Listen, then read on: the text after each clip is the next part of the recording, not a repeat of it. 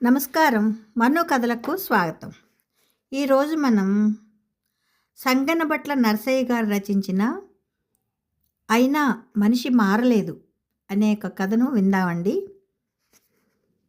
ఈ కథ ముల్కనూరు సాహితీ పీఠం నమస్తే తెలంగాణ వారు ప్రచురించారండి. ఇక కథలోకి వెళ్తున్నానండి.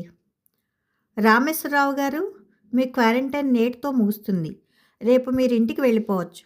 ఉదయం పరీక్షలో కరోనా నెగిటివ్ కూడా వచ్చింది మీకు. అభినందనలు.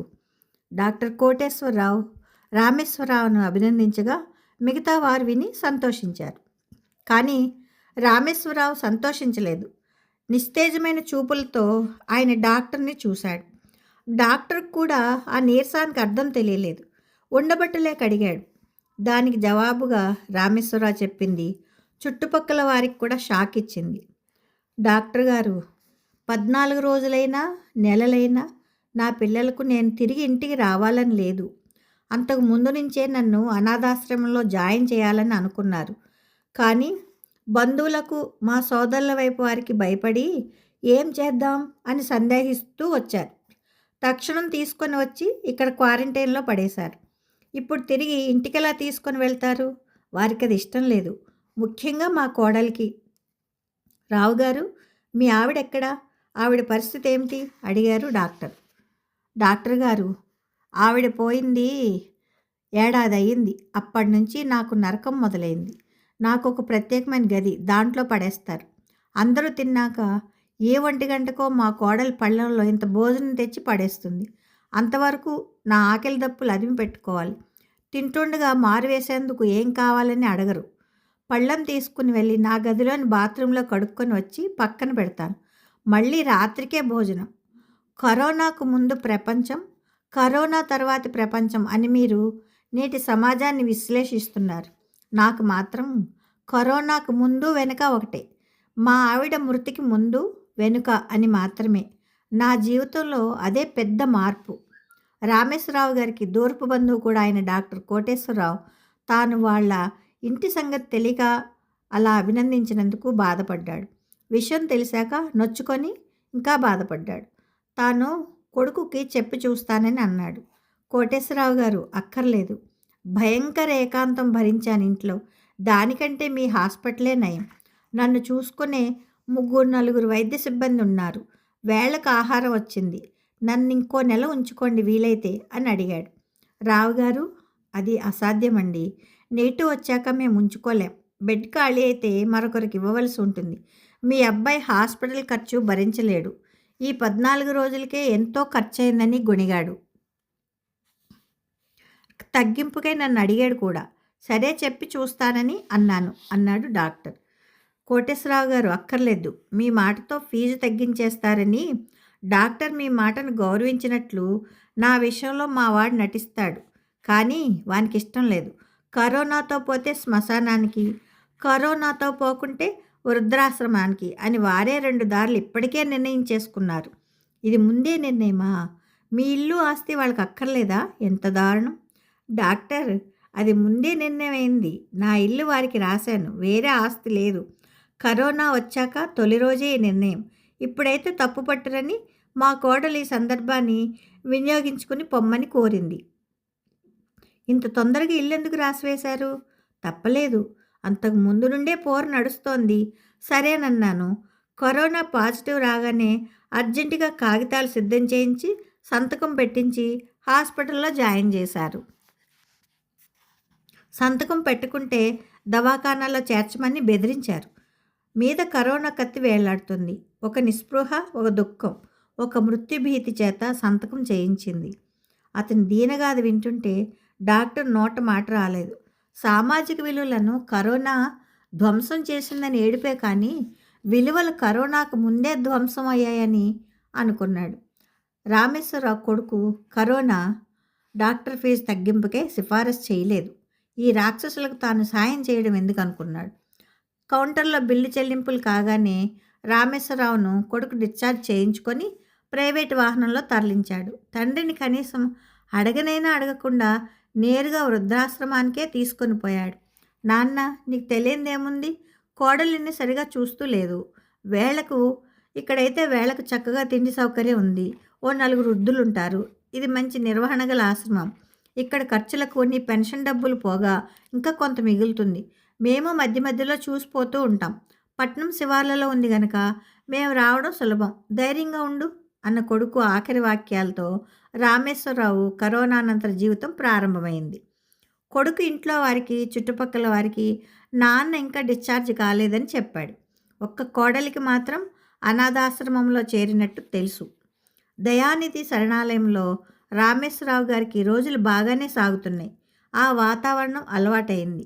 ఈలోగా ఒక సంఘటన జరిగింది. వాళ్ళింటి పెంపుడు కుక్క దారి తెలుసుకొని అనాథ శరణాలయానికి వచ్చింది. తన ఇంట్లో ఈ కుక్క రామేశ్వరరావు గారికి బాగా దగ్గరగా ఉండేది. దాన్ని తానే వీధిలో అనాథగా ఉంటే తెచ్చి పెంచాడు. మమకారంతో ఇక్కడ రామేశ్వరరావు వద్దకు వచ్చి చేరింది. అనాథ శరణాలయంలో కుక్కలను ఉంచకూడదనే నియమం వల్ల కొడుక్కి ఫోన్ చేసి కుక్కను తీసుకుపోమ్మని నిర్వాహకులు చెప్పారు. కొడుకు కారులో భార్య పిల్లలతో వచ్చాడు. కోడలు మాట వరుసకు ఇక్కడ ఏర్పాట్లన్నీ బాగున్నాయా అంది. ఇంటికంటే బాగుందని రామేశ్వరరావు సమాధానమిచ్చాడు. కుక్క పేరిట మనుమలను చూసే అవకాశం తాతకు లభించింది. కుక్కను వారి వెంబడి తీసుకొని వెళ్ళిపోయారు. రామేశ్వరరావుకు సన్నిహితంగా ఉండే జోగయ్య గారు కుక్కను తీసుకుని వెళ్ళారు, కానీ తండ్రిని వదిలి వెళ్తున్నారని కరుగ్గా కొడుకు ముందే అన్నాడు. ఆయనకి ఇలాంటి సంతానం అంటే ద్వేషం. ఆయన సంతానము అలాంటి వాళ్లే. రామేశ్వరరావు గారికి వచ్చే 40,000 రూపాయల పెన్షన్లో 20,000 వృద్ధాశ్రమానికి కట్టగా మిగిలినది మొదట్లో నీవే ఉంచుకోమని అన్నా భార్య సలహా మేరకు పెద్ద టీవీ కొనడానికి బ్యాంక్ అప్పులకు బదులు తండ్రి నుంచి ఊడ్చుకున్నాడు.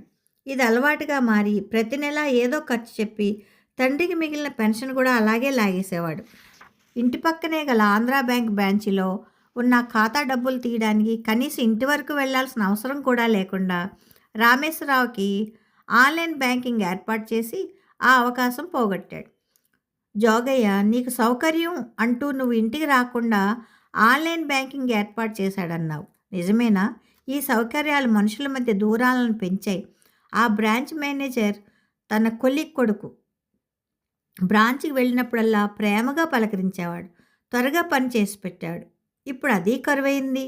ఆన్లైన్లో జీతం అందరికీ సొంతమైపోయింది. నీకేమైనా జబ్బు వస్తే నీ కొడుకు వైద్యం చేయించేలా లేడు. ఆశ్రమం నియమాల ప్రకారం కొడుకు వచ్చి సొమ్ము చెల్లించక పోతే ఆసుపత్రిలో చేర్చరు. నీ కొడుకు నిన్ను తీసుకొని పోయి ఏదైనా హాస్పిటల్లో వైద్యం చేయించాలి. ఇది జరుగుతుందని నేను అనుకోను. పెన్షన్లో మందులకు పోను ఒక్క రూపాయి మిగలట్లేదు. అంతా కొడుకు ప్రతి నెల 5వ తేదీనే ఊడ్చేస్తున్నాడు. నీ సంగతి ఏమిటని జోగయ్య ప్రశ్నించాడు. ఈ మధ్య జోగయ్య రామేశ్వరరావుకి మరీ సన్నిహితుడైపోయాడు. ఇద్దరు అన్నదమ్ముల్లా ఉంటున్నారు. జోగయ్య సాహిత్యం బాగా చదివినవాడు. అనేక విషయాలు విప్పి చెప్పడంలో, తర్కంలో, కథాకథనంలో దిట్ట. వీరిద్దరిని ఆశ్రమంలో రామయ్య జోగయ్య జంట అని పిలవసాగారు. నిజమే, దీని గురించి ఆలోచించలేదు అన్నాడు రామయ్య. సాఫీగా సాగితే జీవితం కాదు, మలుపులు తిప్పేదే జీవితం. ఇక మన జీవితాల్లో ఎక్కువ మలుపులు లేవు.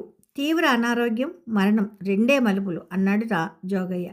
మరణం తర్వాత మనకు అక్కర్లేదు. ఆలోపు జీవితానికి వృద్ధాప్యంలో తీవ్ర అనారోగ్యమే ఓ గుదిబండ. ఏం చేద్దాం అన్నాడు రామయ్యగా మారిన రామేశ్వరరావు.